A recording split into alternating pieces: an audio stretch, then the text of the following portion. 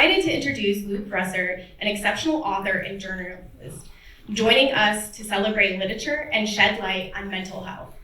His latest book, Look For Me There, compassionately explores the profound impact of grief on mental well-being, inviting readers on a transformative journey of empathy and understanding. As highlighted in Look For Me There, this journey connects deeply with the vulnerability we experience when we open ourselves to learn, feel, and understand alongside 7 billion other people who share this earth. It reminds us that by embracing uncertainty, we can forge our own sense of comfort and discover who we truly are. Joining Luke up here today is another inspiring author that, for those of us closer to home, know well. Robert Cucuzzo, outgoing editor of Nantucket magazine and author of The Road to Santanato, a positively moving travel memoir of a father and son tracing their heritage, transforms his readers through self-discovery and connections across the world to shed light on the profound impact that experiences can have on mental health and personal growth. The connection between these themes and Fair Winds, Nantucket's counseling center, brings an added significance. Fair Winds serves as a beacon of hope for our island, providing compassionate care and support for mental health. Luke's narratives in Look For Me There and Rob's open heart beautifully intertwine with the work of Fair Winds, emphasizing the crucial role of counseling centers and nurturing, healing, and understanding within a vibrant community. Seeking help and creating an environment of empathy becomes an act of courage. As Luke's dad always said, "You got this." Thank you, Luke, for reminding us all that we do got this. Let us warmly welcome Luke Russert as he shares his insightful storytelling, accompanied by Robert Cucuzzo.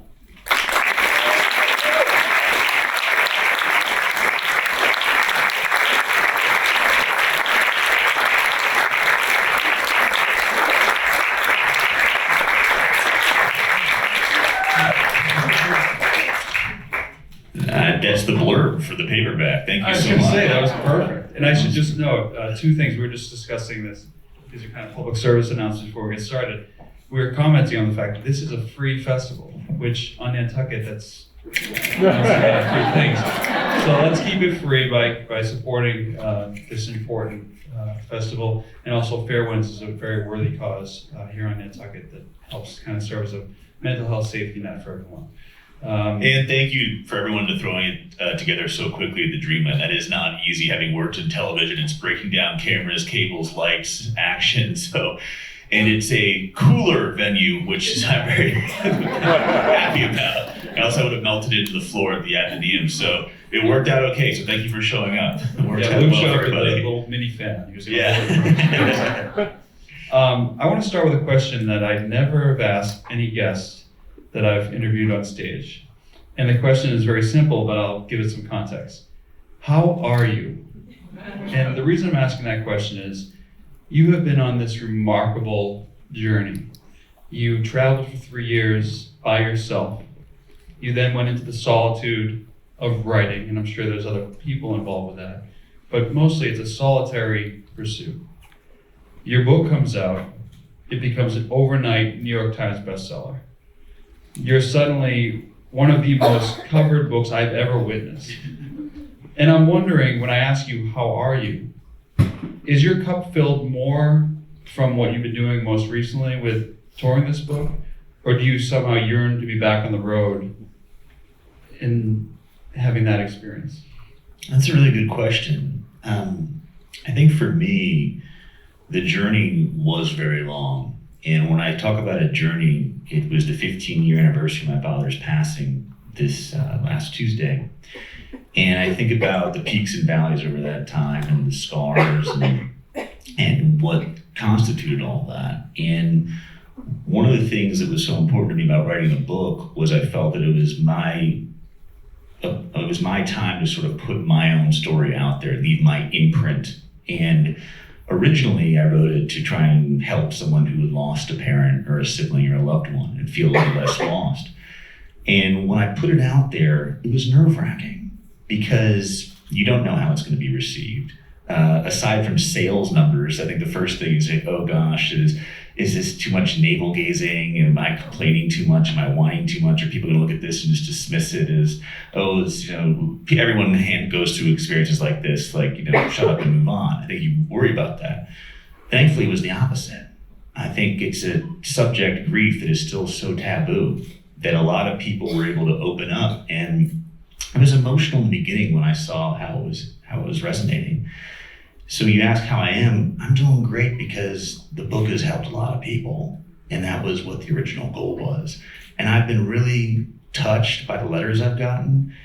The ones that have been the most impactful is I've had letters from people in their 70s and their 80s who lost a parent 40, 50, 60 years ago and go, I read your words and things make more sense to me now. And that was something I wasn't prepared for. I never knew it was going to hit like that. I thought someone in our age range would relate. But once that happened, I realized anything that I endured, where there was moments of great self-doubt, because writing is so full of self-doubt, and it is very lonely. There's a power of aloneness, but it's difficult. It's not easy. But anything I endured through all of that was worth it. And that's what I've held on to. So it's going good, going great. The book is a journey in so many ways. It is a travel book, but really travel is this backdrop to your own inner voyage. And I think that's, for one, you deserve a tremendous amount of credit for being able to achieve that, because I think that with a travel book, you often get consumed by what you're seeing, and the beautiful thing you do is you tie it all in. But this idea of processing grief and the fact that it has become a tool for folks, obviously everyone should read the book to be able to glean those truths. But I'm wondering if there was some take home that, having you been on the pinnacle of the mountain, you've seen that truth. What could you share with folks today about grief that they might be able to take to heart? It's interesting because when I was 22, when my father passed away. And one of the things that I gravitated towards at that time was this idea of stay strong, keep the faith, be there for mom, be there for family. And I also saw that me being good-natured, lighthearted, made other people feel comfortable. And I sort of saw that as the duty that I had to uphold. And I think oftentimes you sort of see that when people come across grief. They react in their own ways. Some people throw themselves into being providers, to making things work for the rest of the family. Other people say, I can't handle this right now, I just need time to myself. Other people get bogged down in the logistics of burials and things of that nature.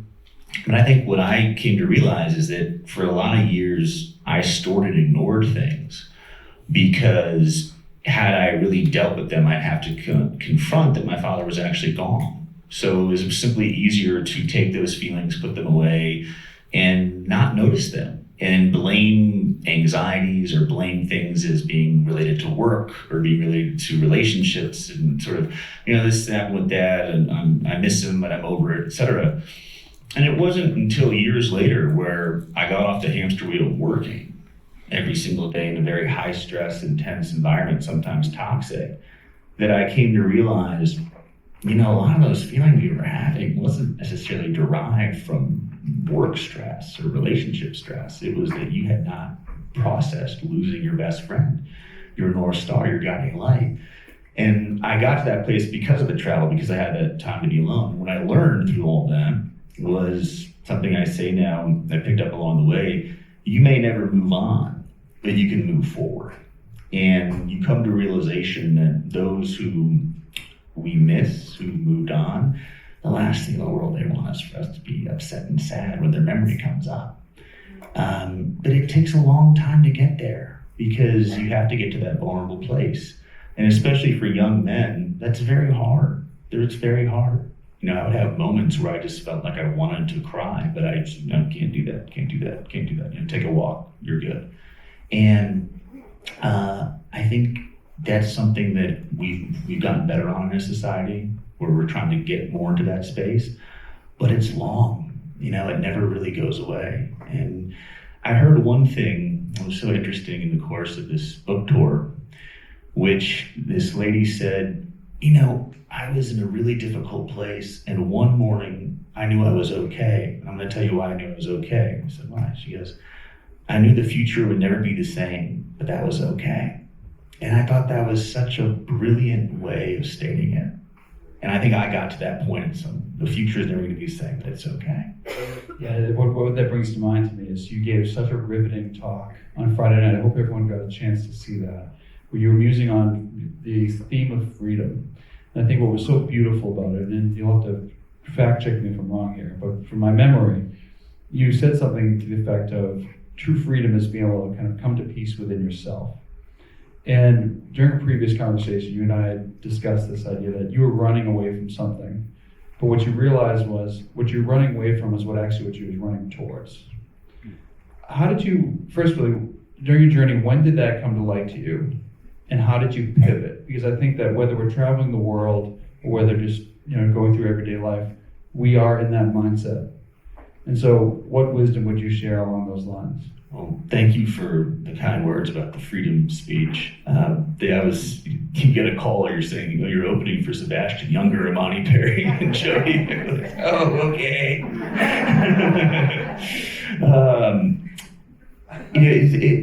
It's a great question, because I think what we see in the book are these two parallel themes, which is I'm simultaneously searching for something, which is look for me there, which is the freedom to be my own person, independent of my father and that legacy. But I'm also running away from something, that is the grief. So those two come to a head at some point. I think for me, getting there was the power of aloneness and really sitting with my own review of the journals that I had kept. I was in a tough place in 2018, not knowing what the whole purpose of my travels had been, what I was going to do with it. And I started to review the journals. And I think when you go over your own writing at first, you go, oh, could this just be a terrible stream of consciousness that makes no sense? And I started to write them out. And I saw within them these through lines. And I go, okay, this is what I've been trying to say. And I think where I got the most clarity is at the end of the book, which I won't spoil, but essentially when I started to write in 2019, there was this voice in my head that said, you gotta go to the Holy Land, you gotta go to the Holy Land, you gotta go to the Middle East. You can't have gone around the entire world and not seen the Holy Land, because faith is such a big theme in your book and spirituality.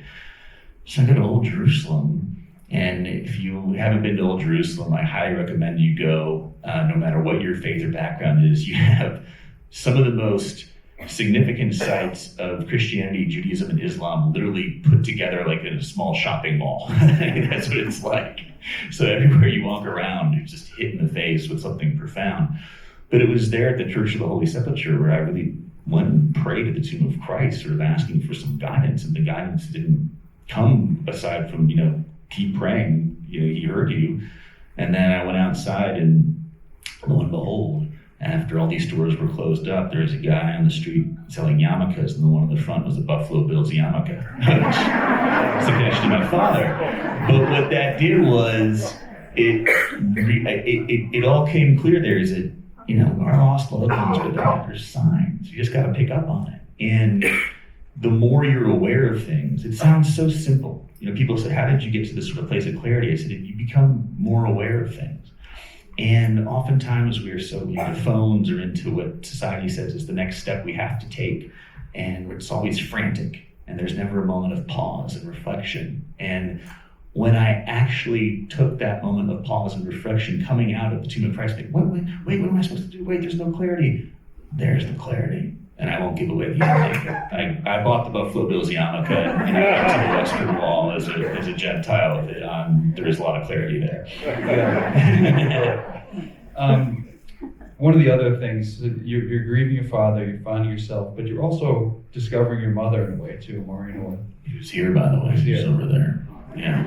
And I wonder if you could... Yeah, give her a round of applause.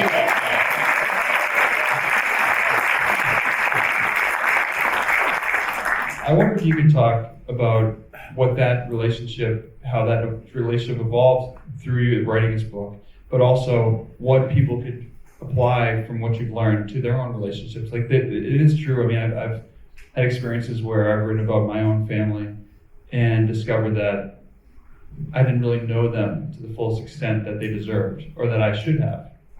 And I think that when you take the time to do that, you really uncover a lot. It's really interesting. I think when one parent dies, the relationship you have with the other parent's going to change no matter what. And I think in the case of my mother, and growing up, she likes to say that she was more of the free range parent. My dad was the helicopter parent. He was the good cop, she was the bad cop, right? And she had to endure a lot of, these two males who were really bonded tightly, that would go to ball games together and really were best friends. And it wasn't until after his passing, until I actually started to travel with her, that I understood, okay, here is this young woman who, when she graduated from Berkeley in the early 60s, the opportunities available to women were not that many. And she wanted action and adventure, and the only way she could really get it was to join the Peace Corps. So she ends up joining the Peace Corps, and she builds these schools in rural Colombia in a very macho, male-driven world, but because of the relationship she had with her own father, which was never backing down, she's able to plow through and get things done and accomplish things, and becomes one of the first female writers at Newsweek and has an illustrious career at Vanity Fair. So she's someone who's always been hard-charging, someone who's always had to fight for everything that she's gotten. And I would take that as a young man, thinking, oh gosh, Mom, you're so hard on me. Leave me alone. And I write in the book, she has the fiery passion of a Jesuit priest. And it's true. It's, what have you done today? You haven't done enough. You could do this better. You could do that better, blah, blah, blah. And it wasn't until I traveled with her one-on-one, and we were in these foreign countries, and I saw how fearless she was and how she would just run into these markets, and she would be very curious and inquisitive and ask questions of people of status, and be like, why are things the way they are, etc. And then it clicked. I go, I'm now understanding who she was, independent of the role of mom. And I see that this is how she was able to become so successful. And this was sort of her guiding light, if you will. It was this intense energy. And once I saw that, I realized, okay, I understand my childhood way better than I did originally. And that's a gift of traveling. It's a gift of getting older. I mean, some people say we come to a point where we see our parents as mortals. And you think of, they had the same hopes, dreams, fears, anxieties that we did. But you've always sort of seen them as this on this pedestal, mom, dad, for whatever. But when you get to that place of understanding them independent of that, it's very, it's an incredible moment, and it's very important, and it's really benefited our relationship. So I'm not thrilled with all the flack I got when I was younger, but it worked out okay. Did that same evolution happen with your understanding of your father over the time of your travel? Did you have maybe not obviously the same, but were there new revelations that you took away from grieving him and having this time being by yourself alone, were you actually able to process things? Yeah, I think one of the things I write about is I had this sense of duty to, uphold my father's legacy and continue, the flame of Tim. And part of that was sort of falling in line of, all right, Dad did this, like I should be doing this, or Dad emphasized this, I should do the same thing. And a lot of that wasn't hard because I agreed with it. It was natural. Like cheering for the Buffalo Bills is a natural thing. Okay? That's not hard to do. But it's hard, but I digress. But I think what I realized when I traveled was I had never really explored the areas where I was different from him. And I think for many years I was hesitant to explore those because it seemed like I was asking permission to be different, to be my own person, but a lot of it is like, hey, I'm not going to be exactly like you, and I'm worried that if I do that, it's going to upset you, or you're going to be worried about me. And when I came to this, it really hit home, which was I was in Zimbabwe in 2017, and there was a coup going on. And of course, I called my mom, and she's like, "Hey, stay calm, but this is exciting. Take good notes, right?" And I was a little scared as one would be. And I thought, my dad in that situation would have freaked out, would have been like on the phone, like calling the Navy SEALs, like get them out of there, blah, blah, blah. And I just handled it. And I didn't freak out. And I got to the airport and I trusted this guy who had helped me out earlier. And got to this place of, okay, like I'm comfortable in the uncertainty. And I just felt more free after that. And that was a change where my father was very risk averse. Like he did not like throwing himself into the unknown. Irish Catholic civil servant mentality of South Buffalo. My grandfather was a garbage man and a truck driver. I worked 2 jobs for 40 years. Do not rock the boat. If you rock the boat, bad things are gonna happen, right? Diligent, be prepared, leave nothing to chance, no unforced errors. And I agree with a lot of that. But I do have a sort of free spirit in me. I think it's the California vibe of my mom that I started to channel, and when I did that, it just felt good. And it said, okay, I'm not the same as Tim. That's all right. And honestly, I think all things considered, I think that's okay. That's you. You touched upon something that I've thought about a lot, which is there's this generational cause and effect between fathers and sons or parents and their children, in which for instance, my grandfather was a diligent blue-collar worker, believed in hard work, but wasn't big on education. So my dad learned to be a hard worker, but when he had me, he made a point to emphasize education because that wasn't something that was prioritized for him. So there's this kind of, between generations, is a cause and effect where the next generation is kind of correcting what they saw as being not necessarily an error, but something they would do differently.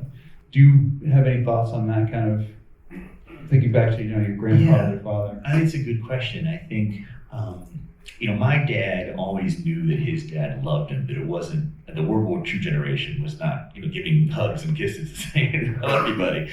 But he always knew because of the dedication. He made a decision that he would be much more emotive with me. And I was very appreciative of that. Like I never woke up in the morning thinking, oh, does dad love me? Does he care about me? No, he made a real effort for that. And I think there's something to be said about it for sure. I also think though, what is very interesting is that, I came to realize that one of the strengths of my father, and I realized this when I went back to his alma mater, John Carroll, for his 50th reunion. And they did a documentary about his time as a student there, when he was a student body president. And he was there in what I would argue is probably the most impactful change time of recent American history. So he starts in 1968, right after the assassinations of RFK, Martin Luther King, the height of the Vietnam War, leaves in 1972. And the changes that happened there were incredible in the sense of that women were allowed on campus. You no longer had to have curfews. Your hair didn't have to be cut all the time. It's just all happened in this past 4 years. And what I realized is that he was trying to thread this needle of being the student body president and appealing to these Jesuit priests who were pretty conservative, but also the student body that was very progressive and raucous and ready to go. And he found the balance. And what the light went off with me is I said, oh, that's sort of how his parenting style was with me, which is that he would bring in things of like, this is important, but then you're gonna have to sort of get to it at your own speed for it to really sink in. And I didn't realize that that's what he sort of learned in college, which is that, okay, this is what the Jesuit priests want. This is what the rabble rousers want. Let's find the way to the middle, but they both have to feel like they got there on their own. And I think that was the sort of generational shift, because my grandfather would say something that was sort of the word of God. That's the house my mother grew up in. Her father said something that was the word of God, right? And I think what my father did was sort of, these are the things you have to do, but let's figure out your way to get there. And if you do that, you'll have more ownership of it and not necessarily rebel against it, which I thought was interesting. Your book is full of these wonderful vignettes with the people that you encounter, whether they're guides or they're people that you meet at a bar. And what I took away from that is that saying, I'm going to butcher the paraphrase here, but it's, if you're looking for the lesson, the teacher will appear. Is there an individual that you could tell us about that you think was the right person for you to meet at the right time to impart that meaningful lesson that you still hold dear to yourself? There's a character in the book who goes by the name of Maggie. And Maggie was this short, petite French woman who was very young. So she was about 21, 22. And I was about 10 years older. And I met her at a bar in New Zealand. And at that time, I didn't know how much longer I was going to travel, but I felt very sure of myself. I said, man, I've been out here on the road. I went to Easter Island in Latin America, and I was really high on the hog, being like, I left journalism, I solo travel, and I'm the man. And I started to talk to her, and she was very skeptical of me. And I was, trying to impress her. And I was like, well, here's my photo with President Obama. And this is all the places I've come from. Oh, she's like, yeah, great, blah, blah.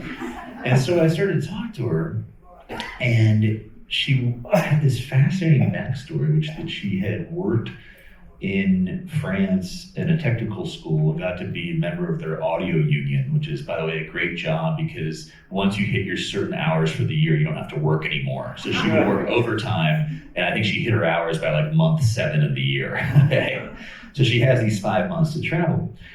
And so I'm, going up with all these stories, blah, blah, and so I started to talk to her, and she says, yeah, well, that's great. I said, so what do you do? Like, how do you get around? And I'm like, I have a rental car, and I'm flying here, and I'll train there. And I go, how do you get around? And she just goes, I go, what? She goes, I hitchhike. I go, you hitchhike? You're like 5 feet, 90 pounds, little dainty French woman. You're hitchhiking? I said, oh my God. And then I go, where do you stay? She goes, hostels, but a lot of times on farms. Like one of the things I learned traveling was that you can follow harvests. So if you go to places that are in harvest season, you can follow the harvest. So she said, I'm following the New Zealand potato harvest. I go, oh my gosh. So I said, you pay your way by following the potato harvest and you hitchhike everywhere. Wow, I haven't done anything. And it was the light that went off for me, which was, you got to get to that more raw place and strip yourself down even more, because she is so calm, so confident, so cool, not trying to throw things out there, not looking for, credibility or whatever. And it was eye-opening. And that's when I made a decision to go, I have to continue traveling. And I have to push myself to go into a deeper state of self-reflection and not be clout chasing or anything like that. Like with this woman is so much stronger than I am. Why is that? And it was very revelatory, and it was a really impactful character. And I got her email, I wrote her an email, and she never wrote back. So she's out there somewhere. I hope she's potato farming. So I hope she reads the book someday. And just from a logistical standpoint, how did you decide where you were going to go, and were they driven by themes? And because again, to speak to the beauty of the book, everywhere you go, the reader takes away some, lesson, some kind of reflection that not only reflects on the location, but also your inner voyage. And I'm just wondering, as you were kind of booking these trips, what was the thinking behind each location? And was it more serendipitous that those things happened, or were you planning to kind of go for this reason? I think there's a few guiding principles. The first thing is, I'm a big history nerd. I was a history major in college, and I've always been fascinated with American history and its role around the world. So the things that would jump out to me were, all right, I want to go to Vietnam. My parents started so many conversations around the dinner table growing up. It was the Vietnam era. It was Vietnam. None of them had gone to Vietnam. So it's like, I want to go to Vietnam and see it.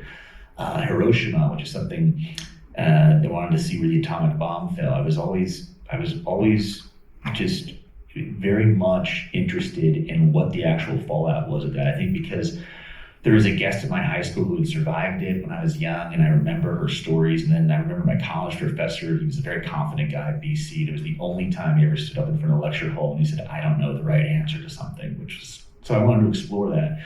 In Africa, the mortal sin of slavery, Senegal, going to the door and overturn, seeing how people were a commodity in its real level was so just terrible and awful to see, but it really hits you, is that was not that long ago.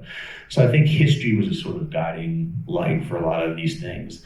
in America's role in the world, then I was also just, you would go to a continent and you would sort of go, all right, go east, west, go north, south. What are places that give you a sort of an accurate representation of what life is like on this side of the earth?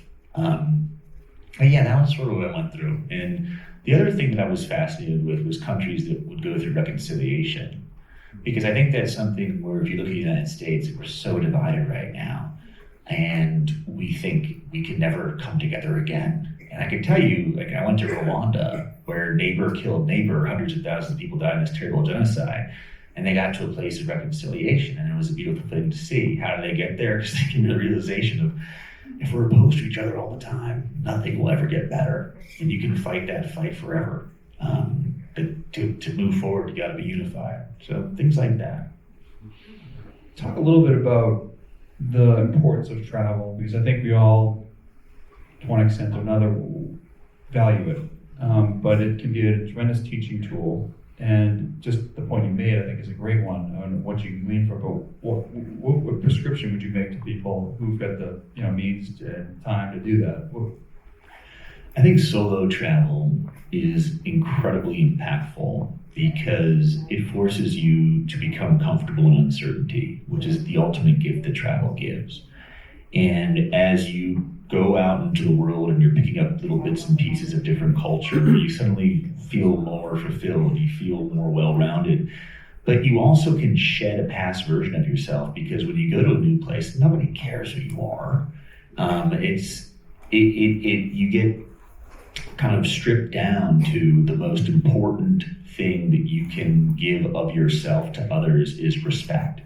And people sort of say to me, they go, well, did you ever have a bad experience traveling? Was anyone ever mean to you? I said, I didn't really have anything that bad happen to me. And the reason was because I realized early on, humans are pretty basic. There's the need of clothes on your back, roof over your head, food in your belly, sense of opportunity and security.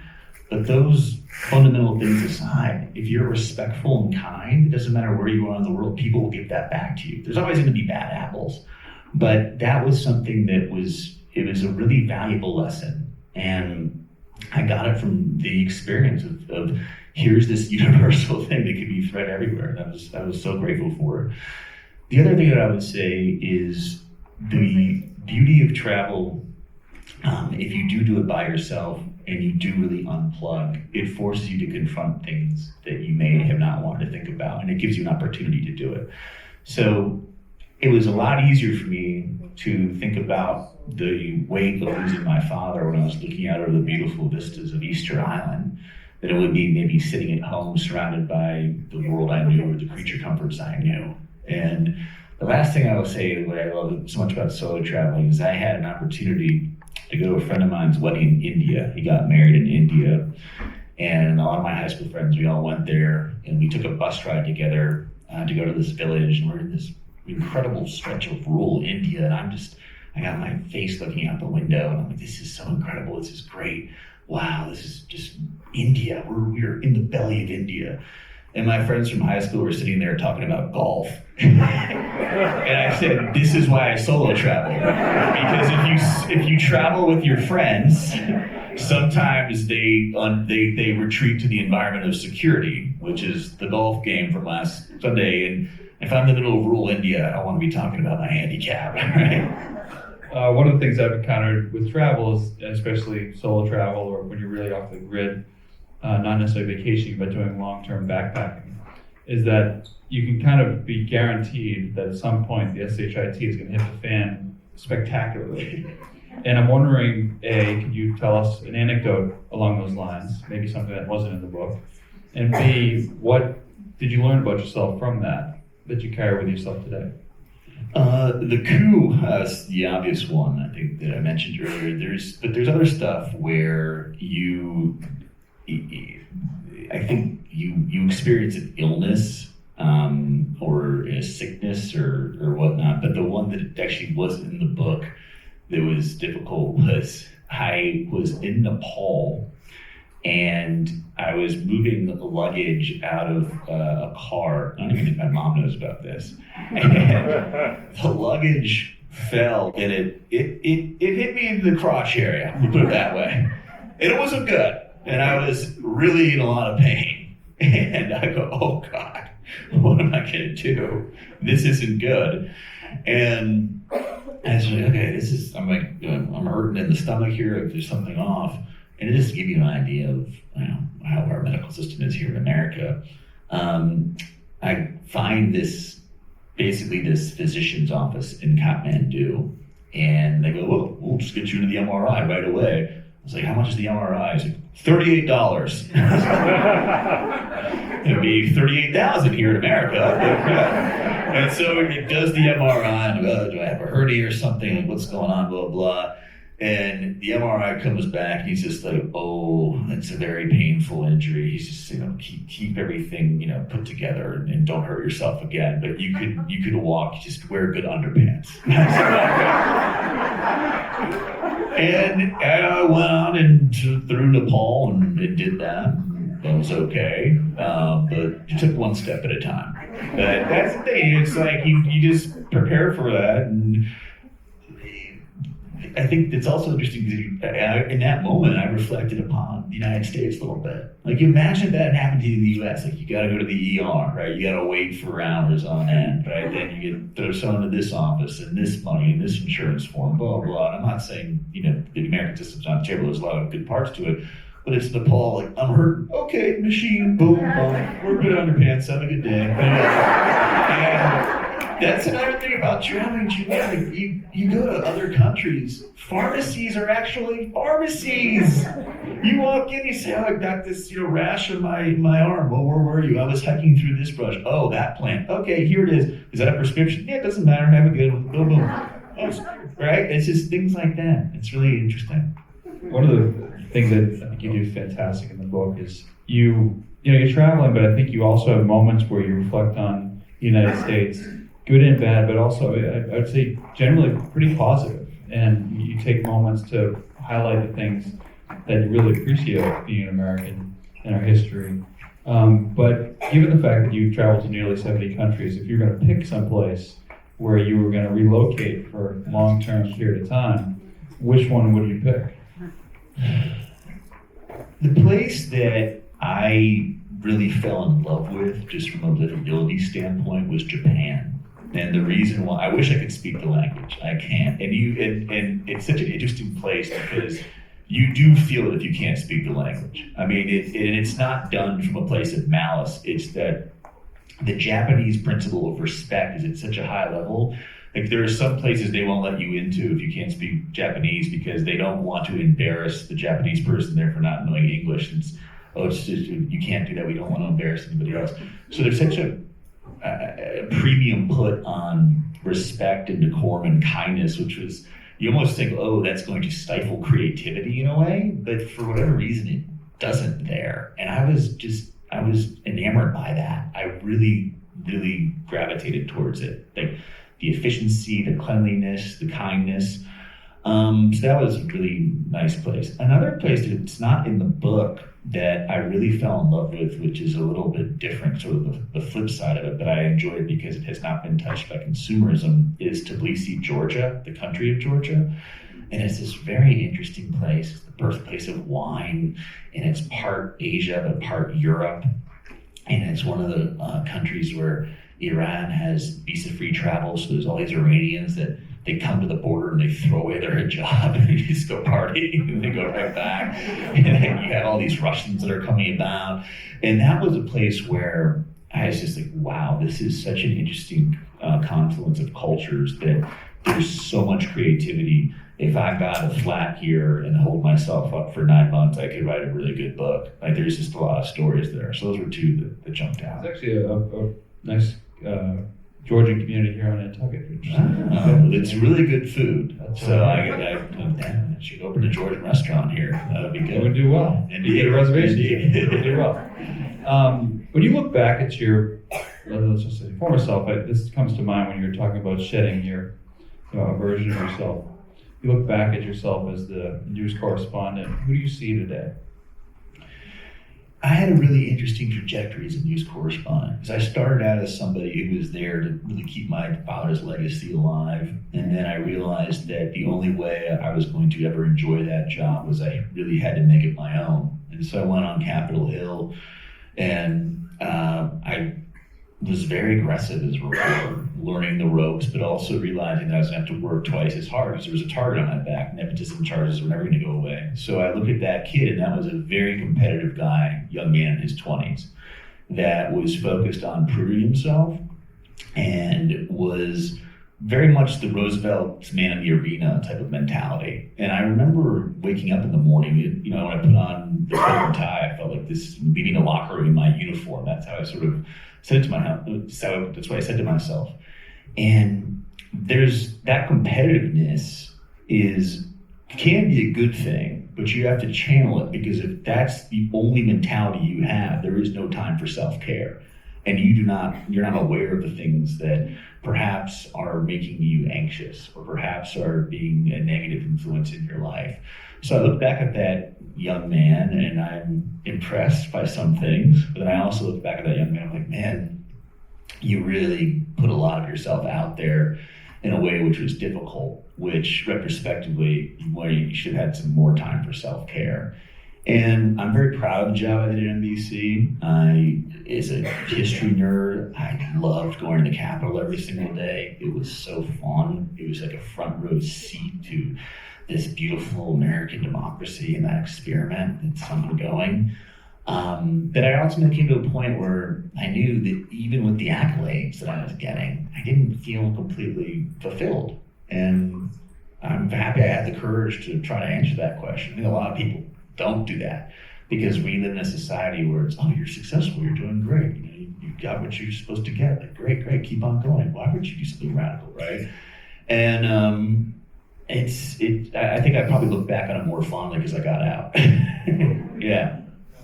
I think that's a really important thing for a lot of people to hear, because we're all in one way or another doing what's expected of us, whether it's in our head or whether it's through parents or just the legacy we've been handed.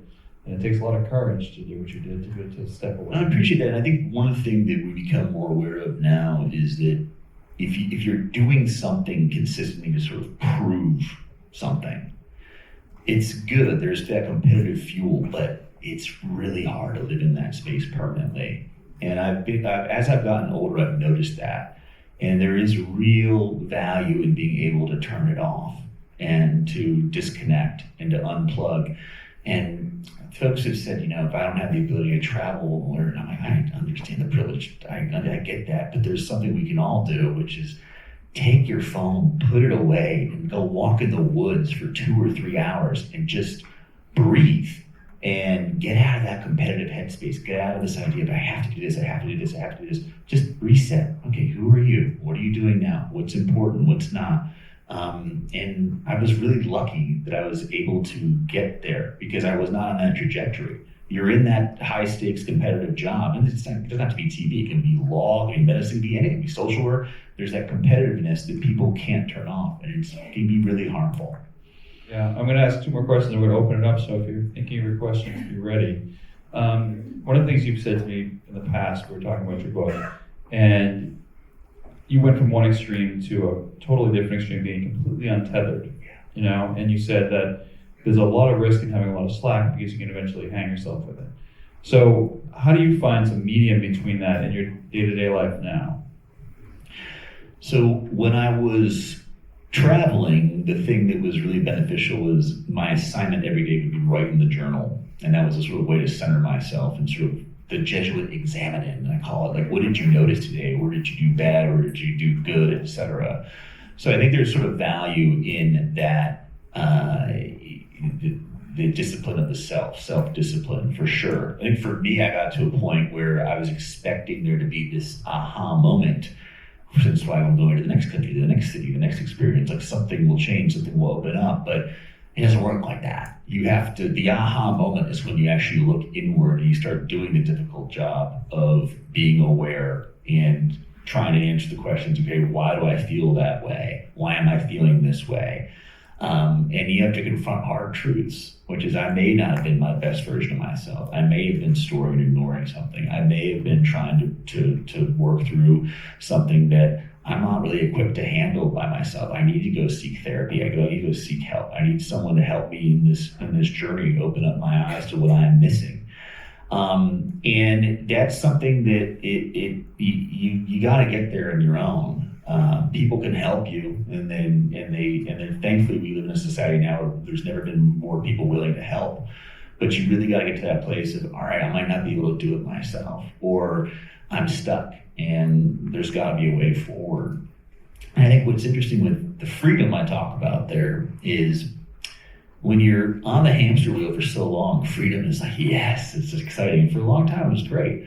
But you can't just be free all the time. And I met the guys who do that, the nomads, the professional nomads while I was traveling. And what was interesting is they had incredible experiences. They took all these photos, but there was something missing, right? That's why they would keep traveling. That's why they would keep going. They were always sort of perpetually searching for something, or they couldn't stay still, because if they stayed still, they would die, right? Like a shark. And when I became aware of that through the travels, I go, all right, you gotta get tethered and figure out who you are, because you don't have the energy to be the professional nomad, because that never ends. From my experience, and I imagine many authors that have been here this weekend would commiserate with me on this. When you put out a book, it's kind of like a child is leaving the home, and now it's going on to have its own life, own experience, touch people in its own ways. And for me, there's been things in each of my books that have kept me up at night where I'm like, oh, I wish I had done it differently. I wish I had said something differently or included a different story. Is there anything like that for you? There was a chapter that was cut about Nicaragua that was really difficult to let go of, and it didn't fit. And I was thankful that my editor forced me to cut it, because he, similar to my father, he had actually a right course of action, which is, no, you can keep it, just read it.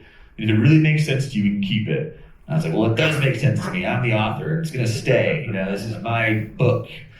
And I read it, and I read it, and I read it. I go, damn it doesn't work. And it was really hard, because it was this chapter that I felt was very revelatory. I talk about spending the night on this pig farm in Nicaragua, like literally sleeping next to pigs, like oinking in my ear. And it was, there was nowhere else I wanted to be. Like, I was there, I was so happy. And I had met this woman who had taken a bus from Seattle all the way to Nicaragua, not contiguous, would get off in certain places. And I met this young family that was traveling with their child, and would literally put the kid on the bike, and they were, they had gotten married at 18 or 19. I think they were from Austria. I mean, there was just all these great characters, but it didn't work. And that's one where I think back about it, because it was such a special place for me, a special country for me. I really wish it could have seen the light of day. It is listed on my website, lookformethere.com, and I do have parts of the journal on there. That's one I wish I had back. As far as the finished product of the book, that's something where once that you hit send, I think that it is what it is. Once the printing press gets going, it's not coming home. So you just have to get to a place of peace about that. Yeah. Can we turn the house lights up a little bit just to ask some questions of the audience, if that's possible? Because I can't see anyone from where I'm sitting. Completely blinded. Maybe someone in the front row. Anyone have a question? You just raise your hand. Yeah. You can raise your hand. Anybody? Everyone at the brewery? Oh, there you go.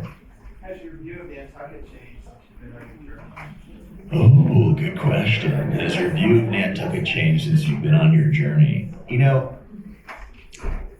I think everyone's views of Nantucket are evolving these days.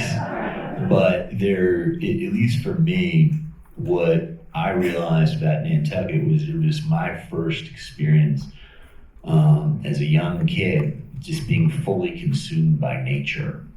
And I realized how nurturing that was. And I would try to replicate those experiences around the world in different beautiful places. But I realized that I was so fortunate to grow up and be surrounded by such beautiful nature, and that Nantucket ethos of being one with the sea really sparked a lot of my desire to seek those experiences out. So I will forever love Nantucket because of its pristine natural beauty that I hope we can keep as long as possible. So love the place. I think like any community, there's ebbs and flows, but at its core, it's so naturally beautiful, and the people who live here year round really try to be good stewards, and that's very admirable. Yes, ma'am. After all your wonderful worldwide travels and writing your book, what do you foresee doing next? What are your next set of goals? I want to be the next Rob Cucuzzo. I like the storytelling space. I think there's a lot of different mediums for that, whether it's another book or documentary film, some form of TV, whether podcasting, I don't know, but I like the storytelling space. But I so much went into this book. I'm going to take my time to ride the wave. There's still a lot of interest in it. And now I think it's interesting what you just said earlier. When you put a book out, you don't know how it's going to hit. And I think for me, there's sort of three central themes, right? There's the sort of self-discovery, there's the wanderlust, and there's the grief journey. And those themes have hit differently at different moments. I think the grief journey hit really big for a lot of people, but now I'm starting to hear more on the wanderlust side and the self-discovery side. So I want to take that as far as it can go and help people out and storytell in that way. Yeah. Yes, sir. My dad died suddenly about 12 years ago. I think about what if a lot and how my life would be different. Just wondering if that's something you can relate to, sort of how it went through your travels. It's a great question. This young man talked about how his father passed away suddenly. He asked the what if questions a lot. And, I would sit up here and tell you, no, you got to move on. I don't do that, but you do. You inherently do. And I think what was greatly helpful to me was I got to a place where I didn't have to ask the what if, because I got to deep meditative states where I could actually communicate and think about what a conversation would be like and think about knowing that person and what they would say back to you. So there are certainly some moments where I think, oh man, if he was around, this would be different or that would be different. But ultimately, it's like what that lady said to me, you wake up one day and you realize the future is never going to be the same, and you handle it in your own way. But I do think there is a space for that communicative ability. And the first time anyone said it to me, I said, it's like a tarot card reading? What does that entail? But you can imagine, and it's not necessarily imagining, it's you're looking for it, and the signs are there, and you process and you think, and you go, okay, what would Dad say in this situation? And you start there. And from that thought grows a lot of things that ultimately are pretty comforting. Yes? As someone who's lost someone to mental illness, what is the message that you would like to communicate, especially to men, about seeking help or working on their mental illness? It's a full-time issue. And what I mean by that is I think a lot of men, there's this expectation of, okay, here's the task, accomplish the task. You're strong, you get it done. It's all these things that we talk about in America, the rugged individualism. And you see in our ads, right? Like, I work a 14-hour day in my truck because I can do it, I'm the man, and I'm tough. And the day is done, and I go enjoy my beer, and we're right back at it again, right? And it's one of those things, it's like, there's not that defined start and end. It's a constant process of a lot of work and a lot of internal exploration, and the answer doesn't come right away. But there is such value in seeking, and people say, they don't like the word help. I talked to one guy, he had a very interesting point. He said, I think men don't like to say they need help. So I said to him, I said, does counsel sound better? Like, what? And I think that's sort of, it's very telling though, because help says you're not tough, right? Help is, well, I need help, I'm weak, right? Converse, seek counsel. And what I've found is that most forms of therapy, there is the beauty of the therapists aren't trying to point you in one direction. They listen. And ultimately, I think we're all better off if we have someone who's willing to listen to us. And it's really, really helpful, just the power of listening. And the other thing I would say to men is that it's much better to have it outside of the sort of comfort, because if you are talking to someone who you don't really know, a lot more comes out. Yes, sir. Yeah, I want to thank you for writing the book. Thank you. And I want to tell you that in college, I always enjoyed watching your dad on Meet the Press because I never could tell where he stood on the issue. And he always treated everybody with respect, but he also asked some real tough questions. And as a college student, I used to think to myself, it helped me kind of figure out what my own thoughts were. Because I couldn't tell where he was at, and he was asking very specific questions. I'm wondering, where do you think the country will get to a point where we get back to sort of that mutual respect, where we can say, both sides have good, bad ideas, let's try to get to a middle ground? It's a good question. I mean, one of the things my father valued so much was civility and decorum. And he realized early on that if you go on TV and you shout and scream, people are going to look at you, like you're a lunatic, right? And there's a reason why calm, measured approaches work a lot of times. They don't rile everybody up, but they work and they're effective. I think it's going to take a awareness that our current environment and the technology that we have has really shifted us. And we don't talk about that enough. The politics are very partisan, but a very important question is that reflective of because we become more partisan, or is that because the most extreme voices now have more outlets than they ever had before and are pulling in people to their side? And I think we now are in a place where everything feels like an existential crisis. So you have a lot of folks who may be going against what they believe because it's like, well, I really don't like this, that, but I really hate that, so I'm over there. And that's sad, because if you get to a place where you have those real conversations like my father did, he had 24-minute segments, 31-minute segments. That's a real substantive conversation where someone can look at the individual, the policymaker, and walk away from it and go, hey, all right, this person, while I might not agree with everything they said, they care, or they're measured, or they're equipped for the job. Now they run into their own echo chambers, they run out the clock on interviews, and then go around with the most partisan talking points until like the last week of the election. And people see through that. So I think the only way we get there is people will have to say, hey, let's actually ask our policymakers about policy and not all the politics of the personal. Like, what would you do specifically? And it's amazing. We don't do that. And it's like, how do you stop North Korea from getting more nuclear weapons? Tell me what you would do.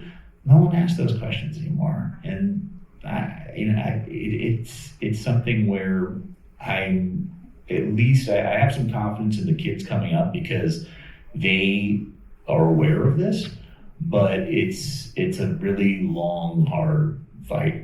Whereas the technology lends itself to a much more fragmented, quick-hitting way of presentation. Yes. I have a quick question about young people that you met around the world. I find that in our country right now, a lot of the kids, I'm calling them kids, I'm in my 60s, some kids to me are in their 30s. Thank you. But I'm noticing a lot of kind of existential angst, and I think it's because, and I think kids younger than that, even younger than that era, they've grown up understanding that our Earth may not be the same as, the way we assumed it would always be. And to me, that might lead them to places that are very, very dark that people in my generation didn't experience. And I wonder if that's an American phenomenon, if you're observing that around the world, or if in fact you would see that as something that's reality-based. It's a very good question. I think what you're talking about with climate anxiety is something that we see. I think for me, though, I felt that in a lot of communities, there is a lot more cohesion. And when there was more cohesion, it seemed like people were more comfortable. And I talk about something where I got a question where someone said, if there is something you could replicate around the world that you picked up and you could do it in America, what would that be? And the answer I gave was having coffee with your neighbor. And that sounds so weird, so easy, right? You know, we can have coffee with our neighbors here in the United States.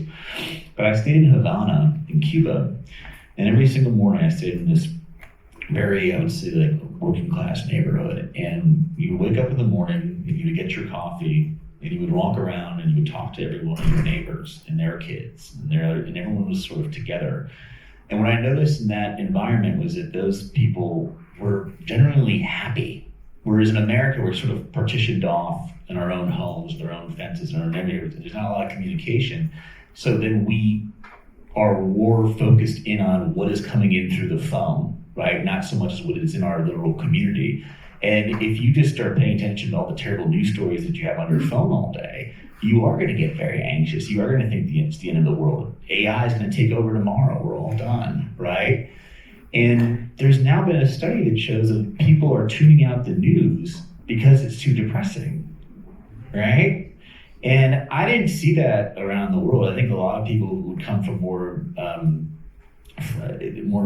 cohesive communities and talk amongst each other and be like, okay, there are outstanding difficult issues, but we feel much more united. So when you feel much more united and you're happier, the rest of the things that are outside of your control, a lot of times, it's not as weighty. Does that make sense?